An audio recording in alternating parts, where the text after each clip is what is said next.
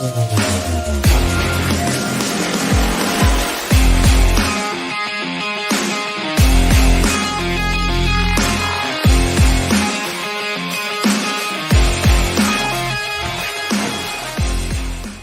up, everybody? Welcome to another brand new episode of the Hot Mic here on the Outlaw Nation. I am one half of the Hot Mic, John Rocha, joined by the man over there who leads this whole thing, Jeff Sneider. How are you? I am good, Johnny boy. Good to see you. You too, my friend. You're feeling good. You're up 2-1 in the NBA Finals with another game on tap. What, Friday in Boston? How you feeling? I'm not counting the chickens, dude. This is a tough team. We got to really step on their necks and take them out in this next game. We can't go back to Golden State down, tied 2-2. Can't do it. Yeah. Well, your boys showed up for sure. They whooped them big time in that third game, kind of returning the whooping from the second game. So we'll see what happens tomorrow night for sure. And we're going to get into so many things going on in the world of entertainment. The Hot Mic is where we talk about things that are fit to print and not fit to print in the world of entertainment. No controversy is too big for us to tackle for sure, but no story is too big or too small for us to talk about if we connect to it. So we're going to go through it. The way the show works is Jeff and I, we've kind of agreed on somewhat of a rundown, and then we just surprise each other with topics as we go along to keep it fresh. And please remember, send in your Streamlabs and SuperChats. Hey, let's get to $200 today. If you guys love what we're doing here, let's get to $200. You can say thank you to Jeff Sneider for being a part of the Outlaw Nation and being a part of this show. For God's sakes, come in here consistently week after week to give you his entertainment knowledge. Grinding. I heard all the other shows on Outlaw Nation. They get all the tips. That's right. Yeah, right. But send him in, ladies and gentlemen. Send in your Streamlabs Super Chats. I'm going to pin it in the chat. It's right there above Jeff's head. Jeff, where do we start? I feel like we got to start one place only. What do you think? Let's start with my May 9th email to Disney and Marvel about Thunderbolts. Yeah, break it down. Yeah, I've been on this for literally a month to the day. Wasn't quite sure whether this was going to be a movie or a series. The way it was described, I was like, oh, so that's a series, right? Because, I'd never heard of any of these. I just hadn't heard of Thunderbolts before. I didn't really know what the concept was or anything. Right. Such a Suicide Squad for the Marvel universe. Right. I'd heard about it a month ago that they were, looking for a director, like very much under the radar, because this project was never really announced or confirmed. Yeah. It had leaked. It had bubbled up on some of the, the bigger fan sites or whatever. But I didn't have like the director or the writer at that point. And so today, Kroll comes in with the director and the writer. It's going to be Jake Schreier, who I think I went to NYU with, who did Robot and Frank. Mm-hmm. The Frank Langella movie that was at Sundance back in the day, and he's done a bunch of TV stuff. I think he's worked on Dave. Yeah. So the project itself sounds interesting. It sounds like Marvel's version of Suicide Squad. I know that there was a lot of speculation about which kind of villains we're going to see in this. The only one I could say with like pretty much 100% certainty is Nemo. Or Zemo? Sorry. Yeah. Baron Zemo. Yes. Daniel Bruhl's character on a Pixar trip, are we? Okay, fair enough. And yeah, it'll be interesting to see, who else joins him. What did you think, John? Yeah, I like this news for now. I'm not too familiar with I saw Paper Towns, fine movie. I did not see Robot and Frank, and I do not like Dave as a series. That's a Jeff Snyder special. That is not for me. Dave isn't for you? No, I tried. I really did try because you like it so much. I tried.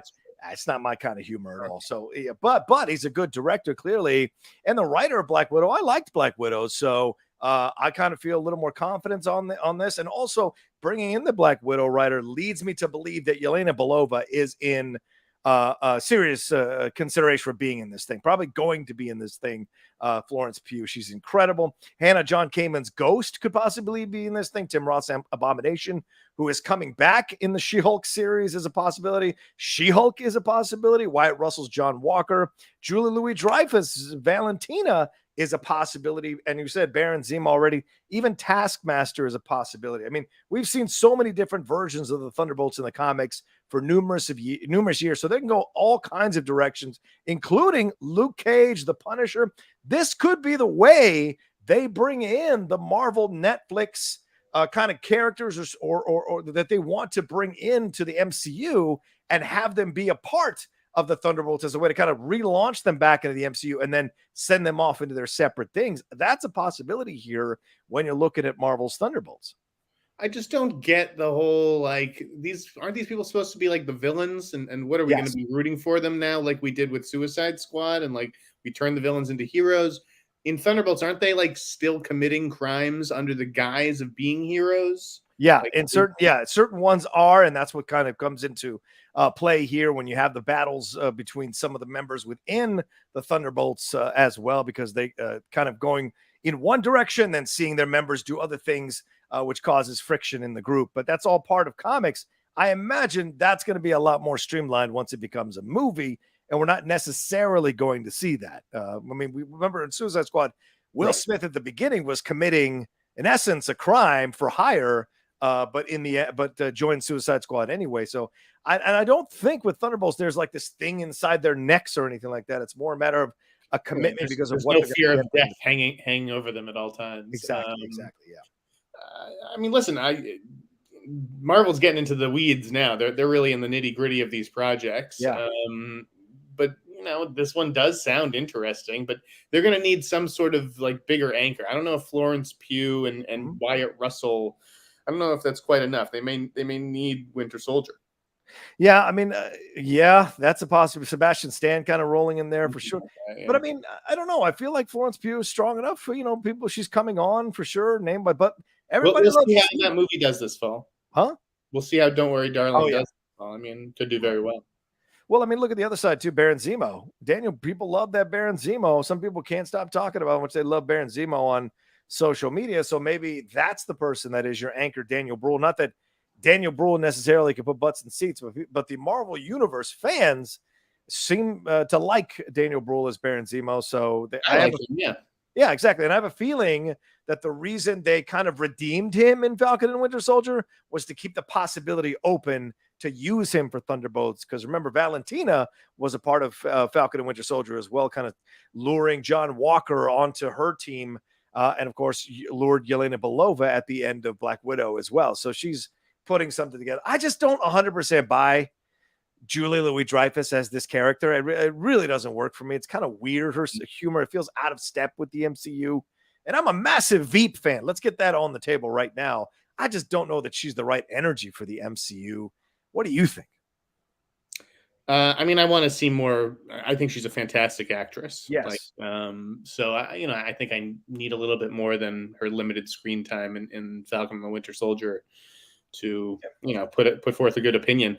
Jake Schreier, he's an interesting choice as a director. I mean, supposedly he came in with a pitch and blew them away because this was an open directing assignment, so it was sort of up for grabs. I think it says a lot that they didn't go with the people that they normally use, and that they're he is some fresh blood. He does kind of fit the mold of the kind of directors that they've been working with. Right. I don't know. I'm keeping an open mind. Yeah, there's a fun way to go with this too, because you've got Red Hulk has been a member of Thunderbolts. Are they going to introduce a third Hulk into all of this? Is this how we bring Edward Norton back into the fold? Jeff, is there a possibility here that Eric Bana comes back as possible Hulk, a Red Hulk here playing around in Thunderbolts? Do what they did with Spider-Man, all the different Hulks. That's what I'm saying. I mean, there's possibilities here to play around with. And also, one last thing we should hit real quick. I mean, what do you think they do with Thunderbolt Ross, the late William Hurt, having passed away recently? Do you think they recast him? Do you think they bring in the other universe's Sam Elliott? By virtue of like the name alone, it would seem like they would recast him. But maybe this is like, before he died, Thunderbolts had one last project he wanted to put together, and this is it. Great point. Yeah. So I'm sure that they'll allude to him, if not outright, recast the role. We'll see. I like this idea, Justin Hammer. That's a very good idea. I like that idea a lot. Bringing back Sam. Oh my God, why can't it? Sam Rockwell. Yeah, exactly. All right, Jeff, that's good stuff there. So we'll see what happens. We'll keep tabs on it. I'm seeing overall people are somewhat excited about it, but maybe not 100% down. Just want to see what they get from the plot line and the story and who's going to be cast for sure. Gaia Productions here. Gaia Productions says, "Sup, gang? Big fan of John. Hope to talk to you in the future on a podcast. Also, look alive, Jeffrey." Wow. Okay. Get it on you. All right. Also saying, boy, the second sentence aged poorly. Yeah, Jeff is very much alive, for God's sakes. Oh, I love this idea. What do you think? Bring back Lou Ferrigno as the Hulk? No, for God's sake, cut it out. No one. Listen, guys, they ain't making movies for us. Let's put that on the fucking table right now. They're not making movies for us. We are going to have to catch up. For those of us from the Bill Bixby days, we are going to have to catch up for that. Travis Earl, thanks so much for the quick donation. Appreciate it. Ladies and gentlemen, trying to get to $200 by the end of the hour. Send in your Streamlabs Super Chats. Give us some love, for God's sakes. Give Jeff Sneider some love for coming on the show and doing this with us every week. All right, Jeff, where shall we move on to next? What are you feeling next? What are you feeling? I mean, we could talk Jurassic Park, right? Jurassic World Dominion? Sure. What do you want to say? Not good. Not good, John. I mean, it wasn't like the worst movie I've ever seen. There were some fun dinosaur sequences, but like there's just no suspense. The way that Spielberg would cue up a sequence and you have the footprints and the water ripples and the cup and everything, like it's just the stuff like Colin Trevorrow just doesn't have that skill. Yeah. And there's no foreplay. It's just these movies have become the Transformers movies. Thank you. Just noise. It's just CG noise. Thank you so much for saying that. These hoity-toity Jurassic Park, Jurassic World fans somehow have convinced themselves that their franchise is better than the Transformers franchise. There is no fucking difference between both of those franchises at all. Both start with a good first movie, and then it's the law of diminishing returns. And Jurassic Park 2 is pretty much universally not liked, just like the second Transformers is universally not liked. They both waste potential, and they're fun popcorn movies. But somehow the Jurassic Park, Jurassic World people think they're somehow the intelligentsia of movie-going public. No, you like that crap, you're just as good as a Transformers movies fan, for God's sakes. Yeah, it's fun to see the original cast, you know, and I think that at least two of the three are pretty decent. I didn't love what they did with Sam Neill's character. But there's just so many characters to service, so everyone gets the short shrift. I mean, forget like the dinosaurs and the locusts. You have 8 or 9 human cast members. Right. And so everyone goes off on their little missions, and then they meet up at the end, and it's just, I don't know, man. This franchise is long in the tooth. It doesn't have, you're right. I think what you're saying is correct, Jeff. We don't see the magic. We don't feel the magic. Everything seems seems kind of thrown together. Even when the legend characters come back, it's just kind of happens. And then they kind of happen to find each other. And then everything happens to be conveniently there for them. There's no real tension or suspense or no real kind of intelligent, challenging approach to things, or even fun approach to things, puts a smile on your face. It's all just kind of bam to bam to bam to bam to bam with no real foundation. And you're right. They, I hadn't thought about it till you just said it, but they basically emasculate Sam Neill throughout the whole movie. They turn him into essentially an irrelevant guy who's basically Laura Dern's assistant, and that's messed up. There should have been a more proactive part for him to play. Look, I get it that women should be leading things. I'm all in support of it, but you don't have to emasculate the men in order to do, especially someone like Sam Neill and that character, Dr. Alan Grant, who has been, very open, very understanding, very much like one of the good ones, And I didn't look at him as like emasculated. I just thought he was wasted. Well, like when you're not doing anything, you're wasted. Towards the end, Jeff Goldblum gets a chance to do like Jeff Goldblum things. Like, this is why you hire Jeff Goldblum for a scene like this. And I did like how they used Laura Dern, but yes, Samuel just doesn't have anything to do really. Yeah. Chris Pratt is kind of flat. Like, I mean, they still don't have any chemistry together. Yeah. Chris Pratt doing the smoldering leading man thing. What'd you think of Campbell Scott as Tim Cook? I always like Campbell Scott. He never delivers a bad performance, in my opinion. That guy is always good. I like him. The whole gum chewing thing. All of it. I don't want to. You like my joke? You didn't even pick up on the joke, did you? No. What's that? What did you say? I said he was playing Tim Cook. Oh, Tim Cook. Sorry, I talked over you. I apologize. Nice choice there. Nice choice there. So yeah, I just I get that this movie is going to make it gobs of money. I don't think it's going to open nearly as well as the other two, though. Which I always thought Top Gun was going to eat into this one a little bit, but the bad reviews are not going to help this. No. I mean, people are going to go see it, but I think it's going to sink like a stone after the first weekend. Yes. And Top Gun Maverick, don't be surprised if Top Gun Maverick ends up out earning this thing globally as it keeps going. If this is its biggest challenge for a little bit, I think it's well on its way to making $1 billion. And I don't think it's going to be stopped by Jurassic World Dominion at all, because people want to go back to the theater to enjoy going back to the movies, not to convince themselves this was a good movie. They want to go and enjoy it. And Top Gun Maverick is so easy to enjoy in whatever format you want to see it in. So I think it's absolutely going to end up coming back on top after Jurassic World Dominion. The thing is, it's like if I showed you a photo and I was like doing, because I was posting, or we're going to be posting something today. Like if I were to show you a photo from Jurassic World or Fallen Kingdom or this new one, like you wouldn't be able to tell me which movie it was really, because they're all just the same. Yeah. Like there's no flavor to this. Yeah. It was disappointing, and I had middling expectations. What do you do if you're Trevorrow off of this? If it doesn't get well received critically, I mean, do you go back to, or do you stay in the big league market, big league franchise place? I mean, he probably stays. Once you're in the club, it's hard to leave. There's a black market like dinosaur scene in this. Did that remind you of like Star Wars, or if like this is what his Star Wars might look like? Yeah, a little bit. Absolutely, which is kind of clumsy and awkward. And the character that's brought in is just all of a sudden brought in as the evil villain, with no real kind of, and somehow we're doing stuff from the 90s where someone can just walk confidently out of a situation while bullets are flying all over the place. Makes no fucking sense. Are you talking about Deacon Lockman? Yes, exactly. It's just ridiculous, for God's sake. I agree. Anyways, that's Jurassic for you guys. It is. Temper your expectations. Exactly. Temper them. Adam Jimenez says, hey, I told you about Jurassic World, LOL. I don't understand how a movie from which I only expected dinosaurs eating people and it to become the stupid B movie it is, and it still failed being that. By the way, I love Transformers 3. I love Nimoy as the heavy. Keep it real.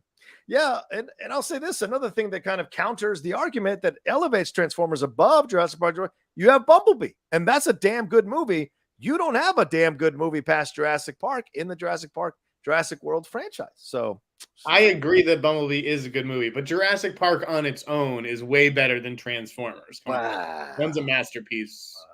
The other's a serviceable popcorn movie. How dare you? How dare you? How dare you?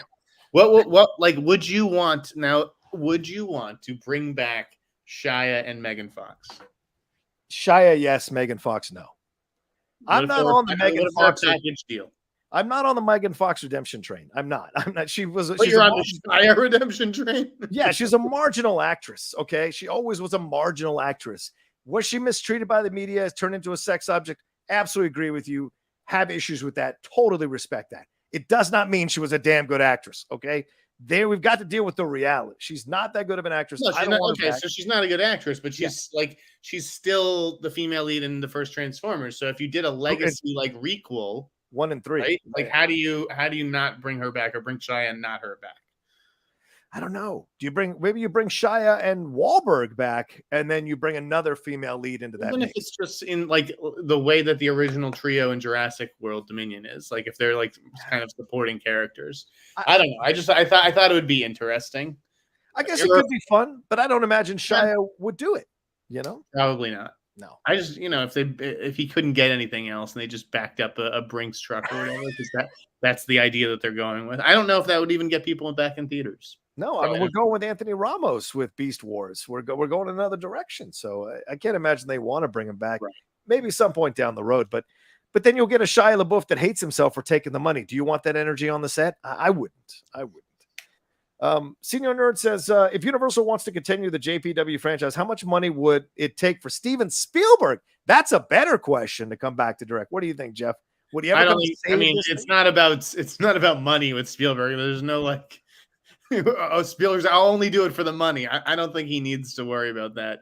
I think if he was going to have directed anything, it probably would have been this movie that comes out tomorrow. Yeah. Sort of like the bookend. He does the first Jurassic. He does the last one. No, he did that. He did it, I think, facing a much greater degree of difficulty back then. And no other movie has met that level. So like, I just don't think why would he want to revisit this? Yeah. J&B says Colin Trevorrow as a director is to Norv Turner as a head coach. Woo! That's a strong statement. That is a strong statement, son. Not going to win the Super Bowl with Colin. No, and Norv wasted a lot of talent, like Colin seems to in some of these movies. Brandon says, quick Top Gun thought. I love the movie, saw it twice. It had no character development, in my opinion. How dare you? They had other pilots that didn't speak, and the other pilots we didn't get to know at all. The Penny character had no purpose. Oh, since you donated so much, Brandon, I'm going to put on my bib, get out my utensils, and I'm going to carve up your comment like crazy. Jeff, would you like to take it first? No, I want to watch The Master. Go for it. Here's the deal. It does have character development because you've got a Maverick who is still trying to break the rules and push the boundaries of the situation, right? Just when he gets grounded, Kazansky comes in and saves him, but he's got to learn how to be a teacher, how to impart his wisdom, the thing he couldn't do when he first went into Top Gun back in the 1980s. He only washed out after 2 months. Why? Because he didn't want to teach. He couldn't teach. He didn't understand how to let go of the loss of Goose. He finally does that in this movie, and Penny absolutely serves the purpose. Not only is she an independent woman doing her own thing, having a bar, raising a young daughter, she's also taking no crap from Maverick, and she's making him come to her, okay? So she's putting him through the paces, and that boat scene is the symbolism of her putting him through the paces because he's unsteady, he's unsure, because this is a real adult relationship, and he has to learn how to be vulnerable and give her his deepest fears, which he does about Rooster in bed, in order to make this connection. And Penny is there. Penny isn't waiting for him when he comes back from the mission. Remember that. She makes him wait around for her to be ready to jump into this relationship again with him. There's the difference. She humanizes him, but she also walks her own path in the movie. That's important. He had to learn to let go of being the old Maverick so he can be this new Maverick as a guy who's forgiven himself for the mistakes of the past so he can have a healthy relationship with her. And the pilots that are needed to speak do speak. Phoenix and Rooster have a previous relationship. Certainly Hangman's got issues with the guys. The other two dudes, Danny Ramirez and Jay Ellis, they have great back and forth. We have Jay Ellis almost dying. So and Bob certainly gets a moment to shine. So the main pilots that you've got in this thing do get a chance to shine throughout the movie. So Brandon, you couldn't be more wrong. The reason people love this movie is because there's such a character arc for Maverick who changes and grows over the movie in ways that he didn't do at the end of Top Gun. So there we go. Well, as Zeno Hour in the chat says, I'm just clapping. That was a very thoughtful response, John. I would just say that Penny is like the John Stockton to Cruise's Malone. Okay, she is like dishing dimes and setting him up. Like when we see that movie star smile of his, that's in response to her. Yes, you know what I mean. Like she allows Cruise to showcase another side of that character, and some vulnerabilities, and I don't know, man. Like this movie is great, and not just because of the aerial battles, but because because of how charming he is. Like I said, this is the most charming he's been since Jerry Maguire, and I think that she's a big part of that. Absolutely. The human story is what makes people come back over and over again. It isn't the fights in the sky. They've seen that. It's the human story. The older crowd comes because they've been through the wars of their own lives, and they connect with Maverick and him looking back and having those moments of memories and regrets and all of that, and then learning to grow. We all have to do that in life. So that's why he touches people. Let's see. Megan Fox says, Megan Fox was good in Jennifer's Body, says sucked. So all right. She was good. I find that movie to be overrated. I'm not one of these 20 years later, Jennifer's Body is some kind of forgotten masterpiece people, but yeah, she did a good job. Yeah. I think Juno is a better Diablo Cody screenplay than Jennifer's Body, but I get why people like Jennifer's Body. I'm not going to begrudge anybody that. Eric Kirby says, you got to review Hustle on Netflix with Adam Sandler. Well, we were going to, but Jeff's holding out till he watches it with his brother, so I haven't watched it yet. I would have put it on the show. Okay. Jeff's tweet. Did I tweet that out yesterday? Yes. He's acting like it's like some plan I told him 2 weeks ago. No. I almost watched Hustle the other night, but then I realized, I was like, oh, if I'm going to be home soon, I think back in Boston, might as well wait for my brother. We grew up on Sandler. We grew up, we obviously love basketball, so I think I can show some restraint. I haven't watched a movie with someone just on the couch in months. So now you can do it with your brother. Yeah, that's right. I miss watching movies with people. Is he flying in, or are you going there? I'm going to go back to Boston because he's having another kid. Oh, So I figured, congratulations. we're gonna need something to watch there, and we're up probably all over the places, as far as TV shows and stuff go. Right, So right. let's save a little something. All right. I thought you were going to go back for game 5. It's, I've heard it's very good, and I Yes. always thought it was going to be good. Like I was very aggressive in reporting it out. I think I broke the news that Sandler was going to do this in the first place, and it was originally going to be a Chinese superstar, right? Oh, yes. Yes, it Everything was. happened with Daryl Morey in China and all that stuff. And LeBron spoke out because LeBron, I always thought this was protecting his business interests. Yeah, yeah, yeah. In China and whatnot. But I've heard Juancho Hernan Gomez is very good. Yeah, and I heard Anthony Edwards talk shit all through the movie, just like he does on the court. So I'm looking forward to seeing that and I'll probably watch it sometime tomorrow for sure. I'm trying to make my Friday as relaxed as possible tomorrow with shows and stuff. So I'm hoping I'll get a chance to watch that because I like a good Adam Sandler film. And God forgive me, when he's terrible, when his movies suck, they suck. But when his movies are good, he's very enjoyable to watch. So this isn't the normal Netflix Adam Sandler movie, obviously, either. Yeah, right. This isn't. What is it? Whatever it was, Furious 7 or whatever that weird ass name was for that film. The Ridiculous Six. The Ridiculous Six. That's what it was. All right, right now we're at $85. Come on, we got to get to that 200. And don't send in super chats necessarily, or if you do, send in double of what you normally do because YouTube takes 50% of super chats now, and I don't see these things for another month. So send them in at higher numbers. Do they really? That is crazy that YouTube does that. Yeah, see, Jeff's been hassling me to give him hundreds of dollars from the last few weeks. I'd love to show him the receipts. Hassling. $22 in one. Hassling. Oh, please.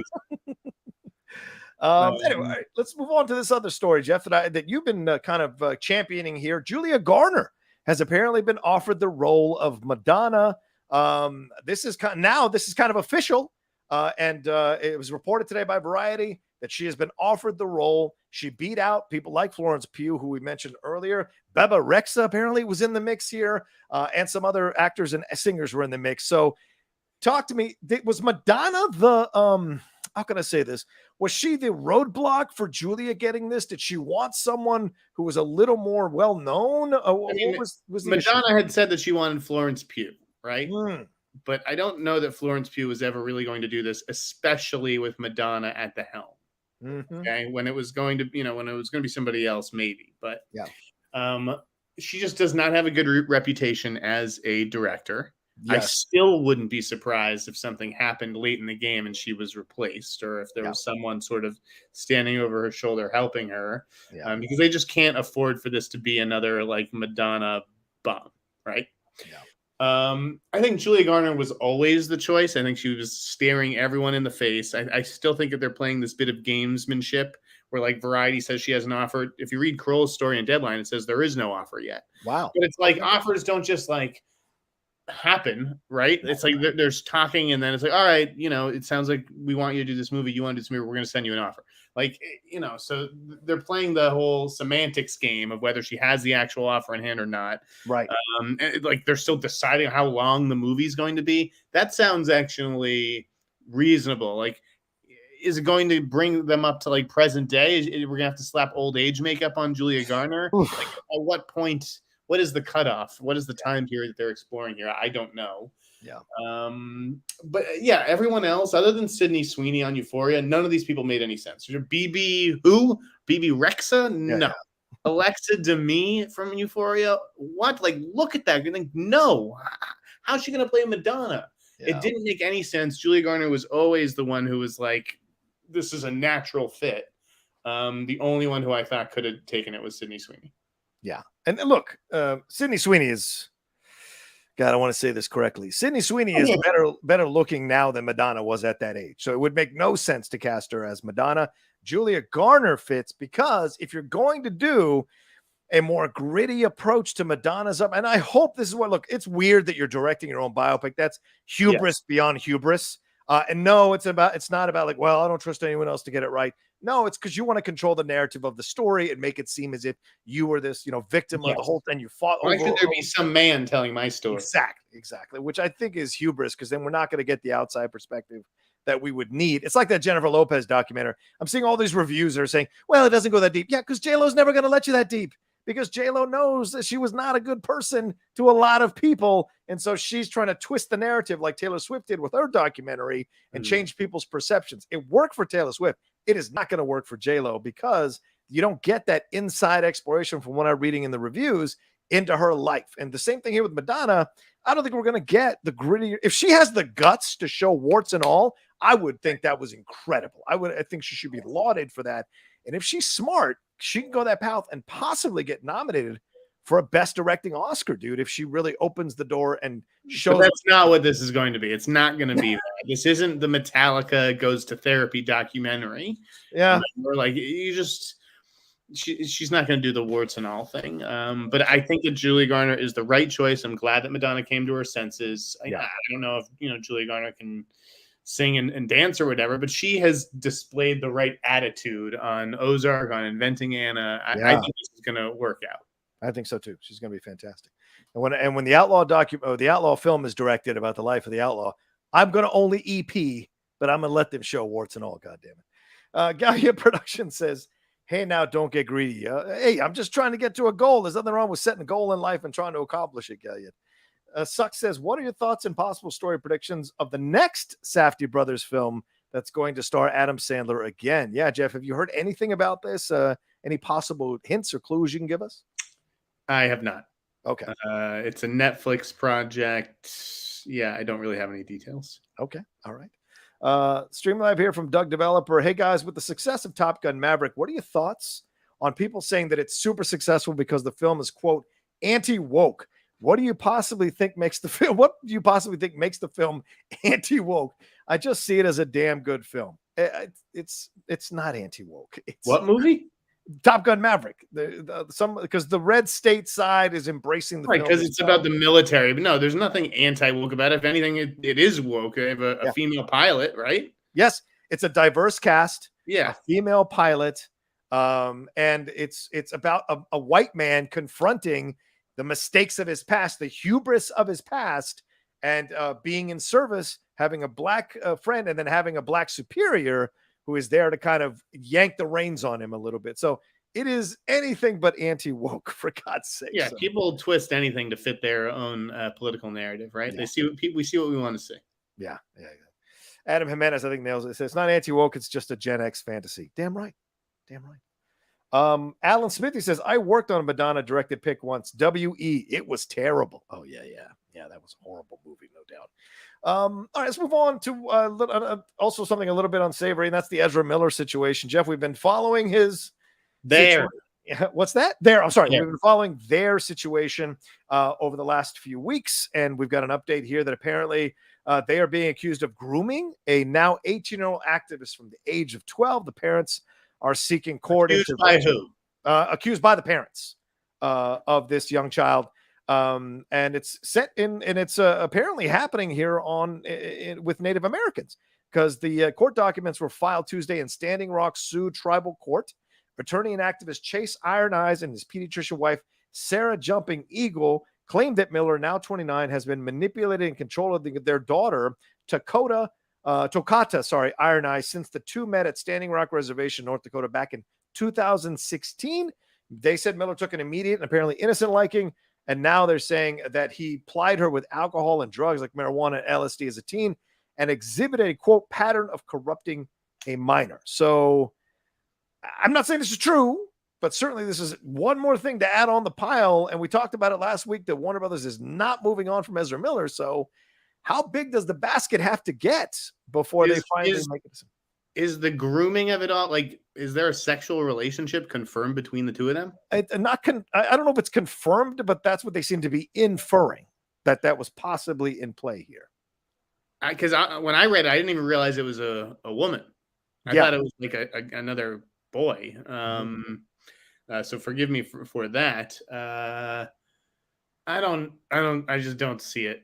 I don't know. I mean, listen, teenagers smoke and drink, right? At 15, 16, like kind of everybody does that. And, if it was some 18 or 19-year-old doing it, okay, giving it to me, right? Maybe that's illegal, but like, am I going to say that they groomed me necessarily? Well, if he's 29 now, and she's 18, and they claim he has been in her life since she was 6 12, years, right? then yeah, that's an 11-year difference. So 23 is when he supposedly I mean, started. it's certainly weird that 23-year-olds hang out with a 12-year-old anyways. Yeah, it's right? very, But like, again, we're not movie stars. We don't know the kind of people who gravitate or, swim in these circles. Like, I just, maybe Ezra Miller was shooting something in Hawaii, staying with, with some host family or whatever. And, I don't want to put these nefarious context on stuff that we know nothing about. For all I know, it was a totally innocent relationship with a good kid. Yep. That's a fair point. I mean, Dakota, the kid, has responded here. She put it on her Instagram. She said, I'd like to make a statement to acknowledge this. I dropped out of Bard 5 months ago. My friend and comrade William passed shortly thereafter. My mind was incredibly impacted. My comrade Ezra Miller, for the entirety of the aforementioned era, has only provided loving support and invaluable protection throughout this period of loss. So they're saying one thing. So who knows with the situation like this? For sure, it could be, some people get groomed, and so they just believe a certain thing. Like Evan Rachel Wood had that documentary recently talking about how she was groomed by Marilyn Manson. And so when you're young, you can sometimes believe certain things. Not saying that she's not telling her truth, just saying we don't know yet with the situation, but it's just more stuff to throw on top of the pile for Ezra, unfortunately, whether true or not. It's just more stuff, unfortunately, for him. So just throwing it. Unfortunately, sorry, for everybody, not just him. Sorry. So just wanted to throw that out there. All right. Let's see. Philly G donated. Thank you, Philly G. I appreciate it madly. Thank you so much. Keep it coming, folks. We're getting close to that 200 as we go along here. All right, Jeff. Now I've talked about the last two. What do you want to talk about here? What shall we get into? You pick. I just picked. Sorry. Yeah. Go ahead. Are you getting stuff? All right. The Joker title. How about that? Joker 2. Take it away. Foi de Gras or something like that. What do you think about that title? Is it? You tell me what you think for a second. Okay. Well, here's what I'll tell you. I heard some of the people have been saying, oh, it seems a bit hoity-toity for Todd Phillips, but I think that's the point. He's kind of putting it in the face of people that it's a bit of a hoity-toity title, but it's essentially translates to shared madness. So that could mean a number of things, right? It could be Harley Quinn. It could be another Joker. It could be maybe a play on the idea of how we have in our society people believing a cult leader, so to speak, or a leader and their point of view about the world and following in large numbers, like we see with the QAnon stuff, or we see with some of the MAGA stuff in certain sections. We've seen, as I just saw under the banner of heaven, a segment of Mormons who believe a certain thing, and you're following that person. So it could be any number of things that this could allude to when it comes to shared madness. I'm just surprised it's really happening, to be honest with you. Now, I know they announced that they were going to be doing a sequel, but this was a great as a one-off. So I get money talks, but I'm just so concerned because how many Joker movies can you do? I am nervous about it, but I do like that title, and I like what the title means. That, like, the idea of a shared psychosis, that this derangement or whatever could be spreading. I mean, they've been working on it for like 3 years. Like they must have figured out a way to crack this that allows the original film to maintain its integrity. And I think just the fact that we saw a photo of Joaquin Phoenix like reading the script, like that to me, was encouraging. That this isn't just like some announcement that was made after a hit film. Like, Joaquin actually wants to revisit this character. It's kind of shocking. I mean, how many Joker movies can you do without a Batman, though, Jeff? Aren't we hitting the limit? No, I don't know that you necessarily need Batman to, define Joker. The first film did such a good job of that. But you did have the Waynes still involved, with the mom possibly being the half brother of Bruce Wayne. So you still had the Waynes involved. Maybe not Batman, but certainly the Waynes. So maybe that could be something down the road.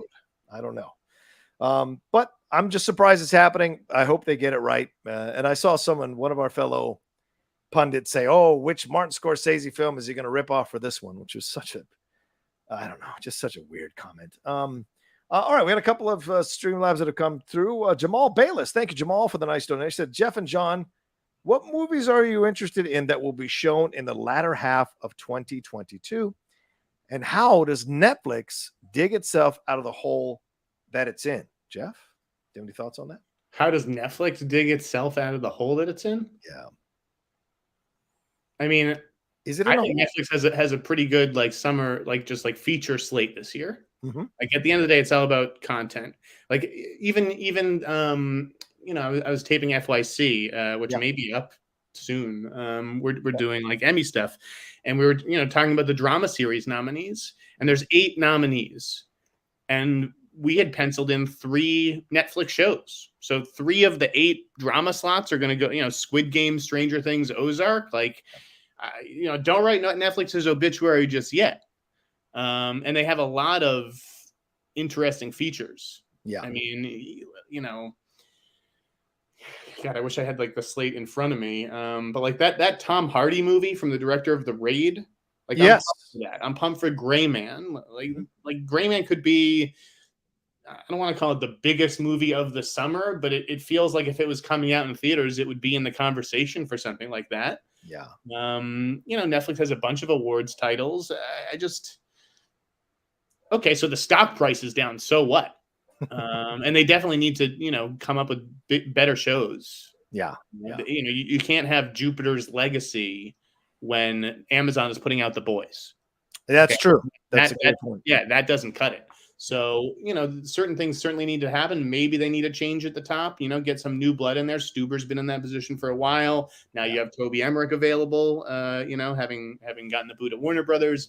So, but like, I just don't think that they need to like throw out the playbook, to rip up the playbook, you know? Okay. What about the first part of the question that we got here? What movies are you looking forward to in the latter half of 2022? Netflix movies or just new movies overall? Oh boy. I mean, obviously the Scorsese movie. Yeah. Right? Killers of the Flower Moon. I'm gonna throw some out. How about that? While Jeff thinks about it. Thor: Love and Thunder, absolutely. I already got my invite for that. I'm wondering if I'm going to drive up to LA for that one. I think I might. I don't know though. Do I want to go to a COVID theater full of people? Black Adam, certainly. And now the trailers dropped. That's coming out my birthday week, and I'm so looking forward to that. Black Panther 2. Elvis comes out next couple of weeks. I'm going to see the screening next week. I'm looking forward to that. That Nope, the final trailer that I did a reaction for this morning, that looks stellar. So I can't wait to see that. I saw Lightyear already. The Gray Man, as Jeff mentioned. Creed 3, which much to Frank Stallone's chagrin is coming out later this year. Avatar 2 and Bullet Train. Those are the films right now in my purview, as opposed and also Killers of the Flower Moon, that I'm looking forward to in the latter half of the year. Anything to add, Jeff? Are you getting calls? What's going on over there? Yeah, I'm dealing with the situation. Okay, all right. Yeah. Let's move on then. All right, Brian Nava says, love the show. Are you all shocked that the Disney board has put their support behind Bob Chapek despite plummeting stock prices, PR blunders, and loss of fan support? Keep up the awesome work. Brian, that's one of our topics, so let's get into it, Jeff. Bob Chapek survived these recent moves here with Disney. Peter Rice is out at Disney as the head of TV over there. So, but Bob Chapek got a vocal and written show of support from the board there over at Disney, saying that he has been the reason they have made all this money through COVID and shepherded the company into a good way to be in a good position coming out of COVID. So are you surprised by this at all? Or is this once again Hollywood, where money talks and all that other stuff that they claim to care about doesn't matter if you're making money? No, I think like when you're in a CEO position like that, that's a high profile gig. And it's not just about, how's the bottom line doing? It is a lot about PR and image. Disney is very, very sensitive to its image. Yes. I think Chapek has done not a good job.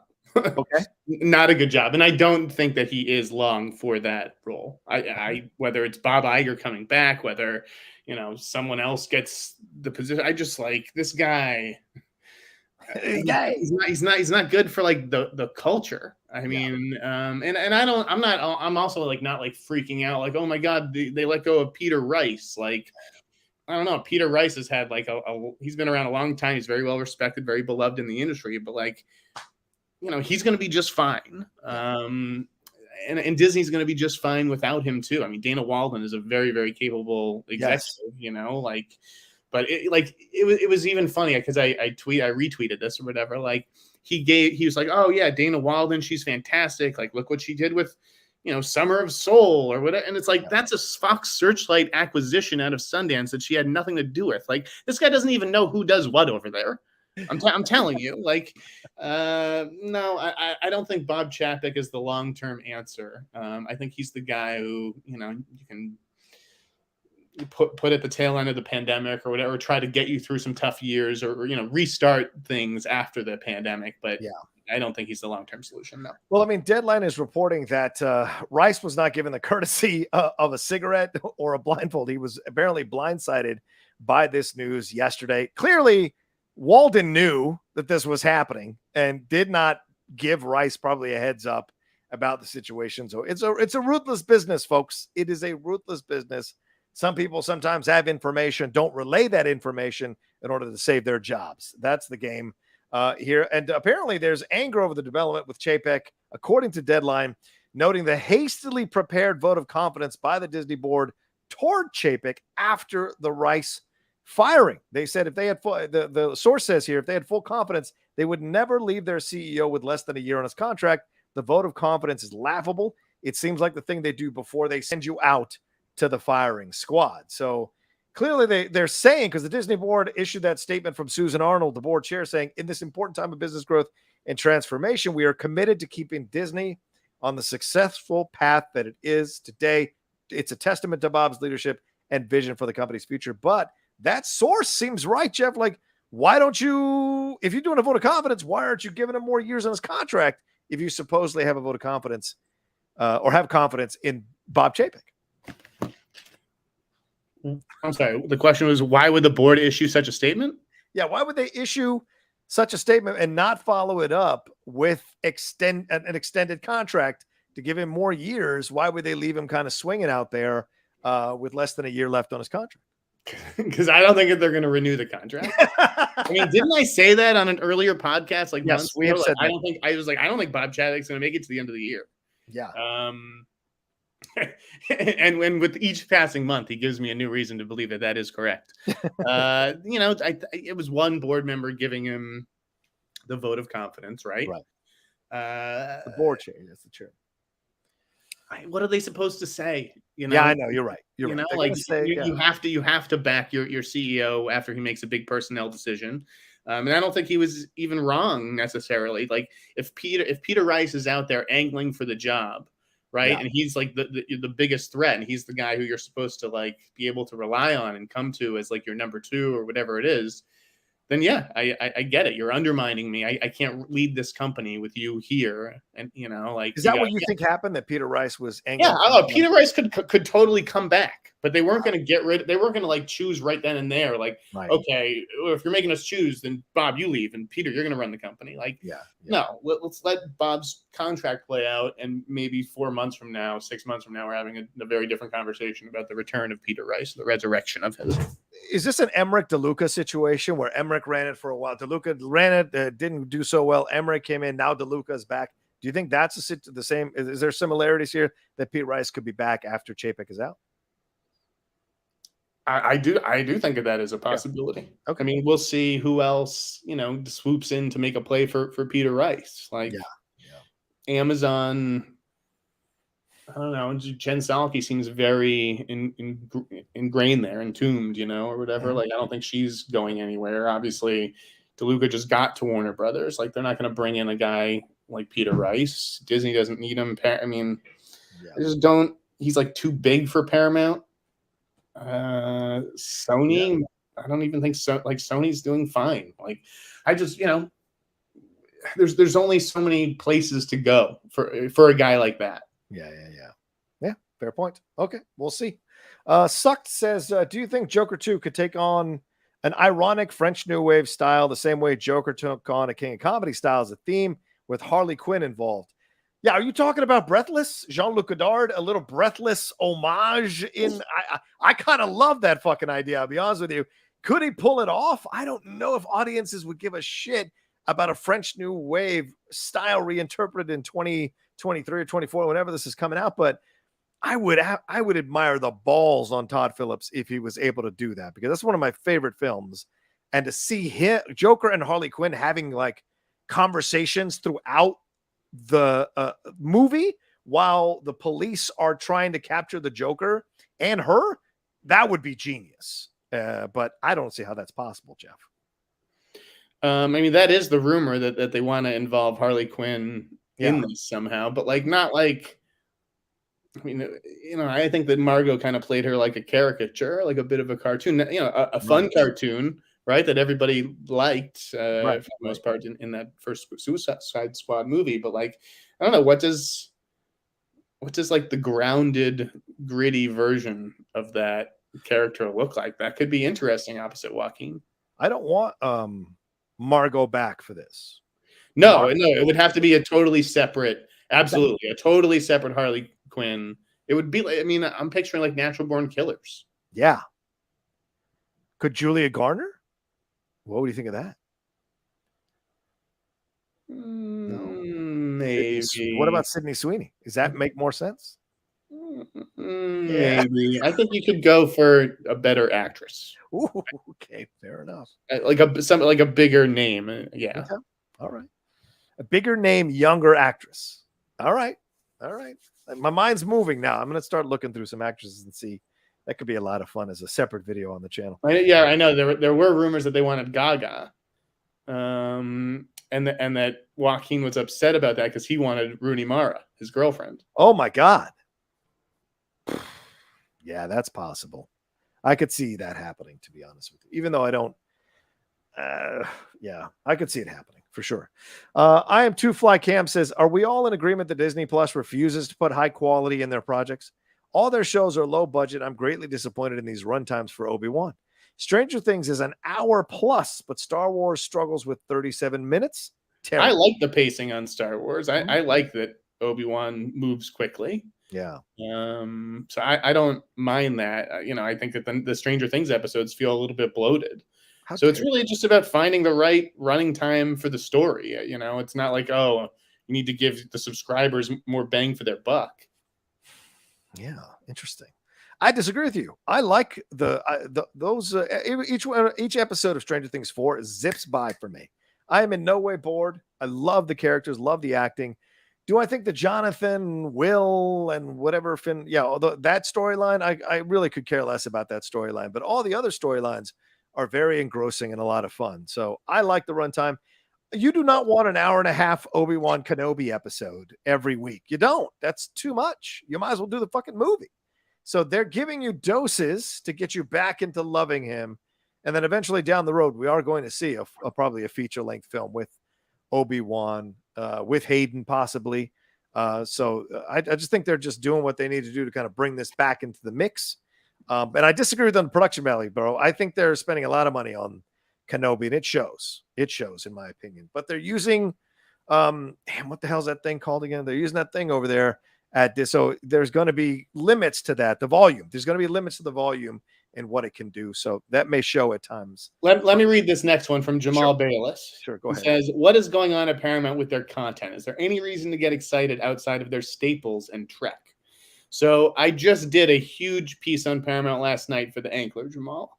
I feel like I know everything about this goddamn company now. They have first of all, they had 5 hits this year, right? Yep. Scream, Jackass, Sonic, Lost City, and now Top Gun. Yep. They've got Babylon coming at the end of the year with Margot Robbie and Brad Pitt, who are 2 of the biggest movie stars on the planet right now. Yep. That'll be an awards contender. They have, hold on, I have everything right here. They have this horror movie that I have not seen the trailer for, but I've heard about the trailer from multiple people. Have you seen it? It's called Smile. I've seen the conversations about it. I've not seen it yet. No, I haven't seen this trailer. I know nothing about it. I've heard the trailer is super disturbing and that this could actually be a horror sleeper hit this fall. Next year, this is the slate. All right. Mm-hmm. Dungeons and Dragons, which I'm not a big believer in. Oof. I mean, I'm not a big believer in Chris Pine. You could put Tom Cruise in D&D, and even then, I don't know that I would go see it. But that's my own like D&D stuff. Okay. Then you've got Scream 6. Yes. Without Nev Campbell, apparently, and I would love to talk about that after. Okay. We need to sidebar that real quick. Then Transformers. So Dungeons and Dragons is supposed to launch a franchise, Scream franchise, Transformers franchise, Mission Impossible Dead Reckoning Part 1 franchise, animated Teenage Mutant Ninja Turtles movie franchise, Untitled A Quiet Place movie franchise, Paw Patrol movie franchise. Okay, then Star Trek, an animated movie with Henry Golding, The Tiger's Apprentice, and the Ryan Reynolds, John Krasinski movie, about imaginary friends. So like that to me sounds actually like a pretty good slate. Yeah. I mean, you're only putting out 10 movies, or, maybe 12, and like 8 of them are franchise titles. And they're like Mission Impossible, Transformers, Star Trek, Scream. Like, how can you be upset at studio leadership, Yeah. And they seem to have turned everything around. And on the TV side as well. I mean, you can argue about the Star Trek stuff, in terms of the quality, but people are liking Strange New Worlds. People watched Picard and Discovery.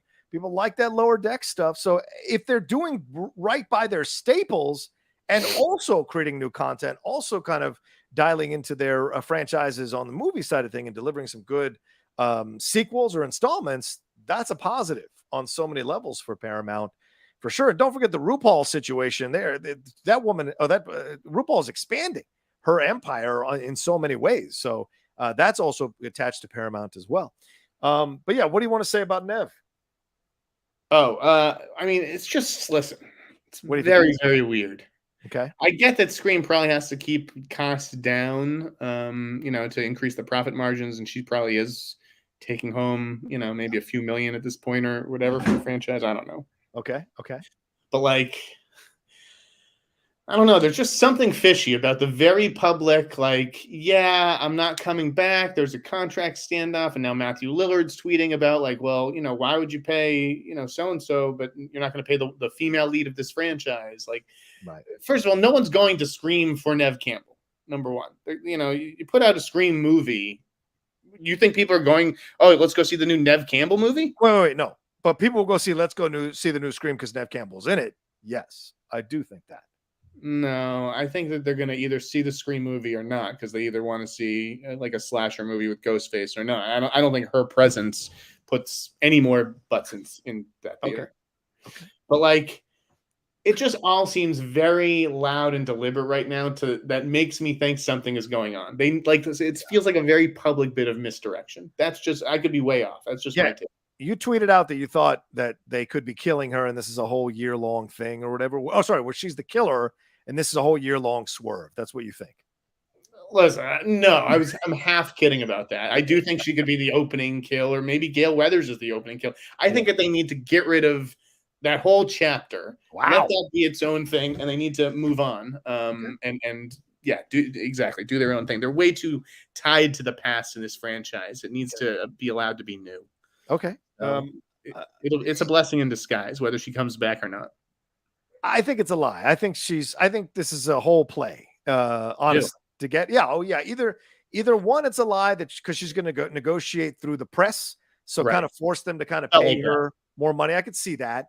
The other side of it, though, is it could be a bit of a lie because you do want to throw people off the scent of her doing this, or she could have read the script, and in the script they're killing her. So she's like, I'm not coming back. I don't care how much you offer me. And I'm going to say this because you're not offering me enough, because in my mind, to kill me, you're not offering me enough to kill my character that is the foundational character of Scream.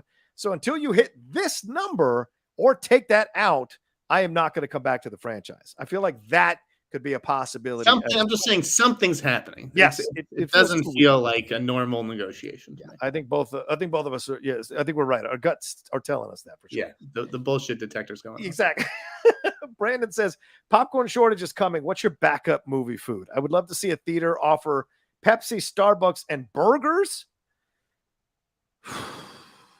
Brandon, do you want to be in a closed movie theater with fat dudes eating burgers and farting their brains out during movies? I don't.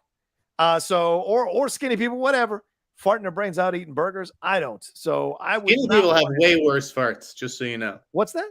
Skinny people have way worse farts. Fair enough. Sorry. Fair enough. The answer to this question is nachos and pretzel bites, Brandon. Yeah, a pretzel bites is absolutely the answer to the question. Yeah, and the way you do the pretzel bites, don't get them at AMC. Make sure you go to a movie theater that's in a mall that has a Wetzel pretzels. No. Buy the Wetzel pretzels ahead of time with the cheese sauce, stuff it into your vest, and walk in. They cannot look in your pockets and walk in, buy a Coke at the AMC just to give them some money, and then enjoy your pretzel bites as you watch the movie. That's how you do it. That's how I do it in San Diego, for God's sakes. And by the way, I'm a fat guy, which is why I was talking about that with the burgers. Senior Nerd said, Jeff, tell us the time you told Chris Evans you wanted Anthony Mackie as Captain America, and Chris Evans called you SOB to your face. Holy shit. Is that the video that from years and years ago? Should we skip this comment, Jeff? Sorry about that. It's fine. Did he call? He was like, it was like, oh, you son of a bitch. Yeah. Yeah, I mean, I did, and I listen. I was the first person to say that. I always thought Anthony would make a great Captain America, and now a decade later, he finally gets to. Yeah. So Jeff was right, ladies and gentlemen. At the end of the day, Chris Evans did a pretty good job too. Yes, he did. And at least you're not picking fights with Anthony Mackie, so that's a good thing. Sucked says, have you seen The Offer on Paramount Plus? It's not bad. P.S. I also think Nev Campbell is lying, and I think Nev is the killer going to kill the daughter of Billy Loomis. Ooh, no. That's kind of a Luke Ben Solo situation, right? I don't know if I would like that necessarily, but yeah, okay, fair. Jeff Silence had better have something up their sleeve because there was nothing up their sleeve for Scream 5, man. That's true. I did see The Offer. Have you seen The Offer, John? I'm gonna take Sunday and watch it. I told you. That's right. He did tell me that. Yeah. The Offer is good. I like The Offer. I thought it was pretty entertaining. I'm not a huge Godfather guy, so like, I know, John. I'm not. So it's not like, oh, they got this detail wrong, or this person didn't say that, or I just entertain me. I don't need this to be a documentary about the making of The Godfather. It is very much from the point of view of Al Ruddy. It's based on his experiences and his experiences alone. The cast is phenomenal. Yes, Matthew Good is excellent as Robert Evans, and I love Miles is good. Vern Gorman. Who? Miles Teller. I heard he's good. Is he good? Miles is fine, but that's kind of like, he's the straight man as all this Hollywood chaos is going around him. So it's not like his best performance, but I do think he's much better than Armie Hammer would have been because he is more of an underdog. Armie Hammer is just like this beautiful guy who probably just walks through life on a cloud. Like Miles Teller, you got to feel him scrap and really pull this movie together. Yeah. I really liked Giovanni as Joe Colombo. As I was saying, Vern Gorman as Charlie Bluthorn, who's the head of Gulf and Western, which owned Paramount. I don't know. I learned a lot about the making of The Godfather. I thought it was interesting, and I would definitely recommend it. Okay. How many episodes? 10, right? Or is it? Yeah, it is a lot. Probably could have stood to be 8. 8. Fair enough.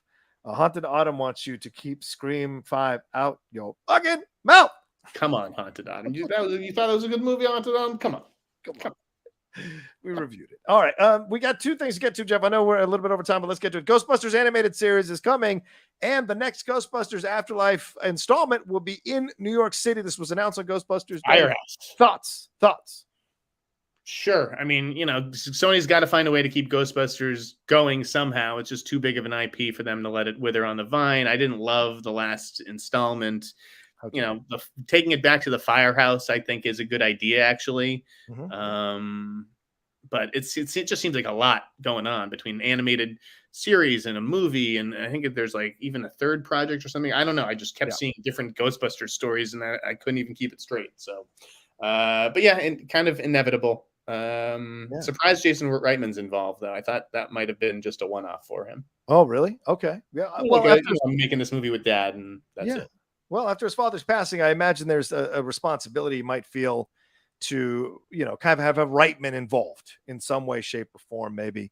But the fact that he's executive producing, it doesn't necessarily mean that he is, he could be doing the Spielberg executive producing where everyone else is doing the stuff and Spielberg comes in for occasional meetings or whatever. So that's a possibility. But this is Reitman and Gilkey, and it's at Netflix. You're okay with that being at Netflix? I feel like, it could go other places. Sony doesn't have a streamer. So like that's the nice thing about being Sony is that they just get to be like a mercenary and sell to like, whoever's going to pay it the highest for its IP. Fair enough. One more thing. The Boys season 3 review real quick. Feelings, thoughts, opinions? Really, really liked it. Yeah. I mean, I think it's a very, very good show. Homelander is amazing. Oh my God. Just a great cast that they have, and they're willing to do anything on that show. And I think, we need that. I was very lucky. I got to for We Live Entertainment. I got to interview Anthony Starr and Aaron Moriarty and Carl Urban, for Karen Fukuhara, and Jack Quaid for the show. And I've watched the first 5 episodes. It's incredible. It's the best season of The Boys yet. And we are in a bit of a golden age right now. This period right now, not the year. This period right now. Hacks season 2 was better than Hacks season 1. Barry season 3 is better than the first 2 Barry seasons. This Boys is better than the first 2 seasons of Boys. I personally like this season of Stranger Things better than I've liked maybe any season since the first season. And there's so much is happening here with these with TV shows right now that I think are fantastic. And we're a bit of a mini golden age period right now, in my opinion. So get to watching this shit, ladies and gentlemen. Also, Jeff, do you own this? Have you bought this yet, for God's sakes? We did a commentary track one time, if you remember. No, I just bought like the Heat on Blu-ray, like when the pandemic hit. I had just got it. And I don't even have like a machine, anything to play a disc on right now. Okay. Soon I will be, reunited with it. I'm not a big physical media person. Okay, guy, not really. Okay, yeah, fine, Jeff. I don't know. You and I are different. But Heat 2, the book is coming out soon. Comes out like August 9th. It's supposed to be good, dude. I'm pumped. Is that a prequel? They got to do something with it. Like, Michael Mann has to be working on a series. There has to be some adaptation of Heat 2. Yeah. Is that a prequel or a sequel? I think it's both. Yeah. I think it's going to show, the prequel for both of them. What made, Vincent Hanna, this hunter of men, what made, Neil McCauley, this master thief, but also it's going to, show what happens after that, after they're holding hands and De Niro's died. What does Pacino do without that guy to chase? He's got to find another great ass to chase. There we go. All right, we got to get out of here. We're 7 minutes past the time. So thank you all so much for joining. 162 you watching us. Please hit a like on this video as we're wrapping things up. Thank you for the Streamlabs Super Chats. I think in combination, we got past 200. So thank you all so much. Please do me a favor. And as I said, hit a like on this video. If you're watching it later, leave a comment down below about anything we talked about here. I'd love to read your comments, and share it on your social media with the hashtag #TheHotMic. Share this episode so more people will come aboard and hang out with us on Thursdays live at 4 p.m. PT here on the Outlaw Nation. Jeff, thanks so much. Another great show. Where can they find you, my man? Sorry about the distraction earlier, gang. BTL News for all the interviews that I edit. I spend my week editing. The Ankler for some original reporting, and LA Mag for the reviews and columns. There you go. And Jeff was very kind to include me on the Tom Cruise conversation on whether Tom Cruise is the last movie star. It's very to be in a same article with Owen Gleiberman, who was one of my idols growing up, reading his stuff in EW way back when, means the world to me. So Jeff, I can't thank you enough for allowing me to be part of that with so many great critics in that. Thank you for responding. You offered me some good stuff. Thank you, brother. Thank you. As for me, you can follow me at The Rocha Says on Twitter, Instagram, and TikTok, The Outlaw Nation on Twitch. Subscribe, hit that bell button. As I said, share it and hang out with us tomorrow. We've got John and Wendy live at 3 p.m. PT on Twitch. Also, Saturday morning, we got the wrestling show, Strong Style, going on, and so much more dropping here throughout the next few days. So thank you all so much for joining us. Y'all take care of yourselves. Be well. And remember, you can always re-listen to this on the Outlaw Nation Podcast Network. I'm moving this to its own feed very soon. But for right now, you can listen to it if you want to listen to it again on the Outlaw Nation Podcast Network. All right, y'all take care of yourselves. Be well. We'll talk to you next time with another brand new episode of The Hot Mic.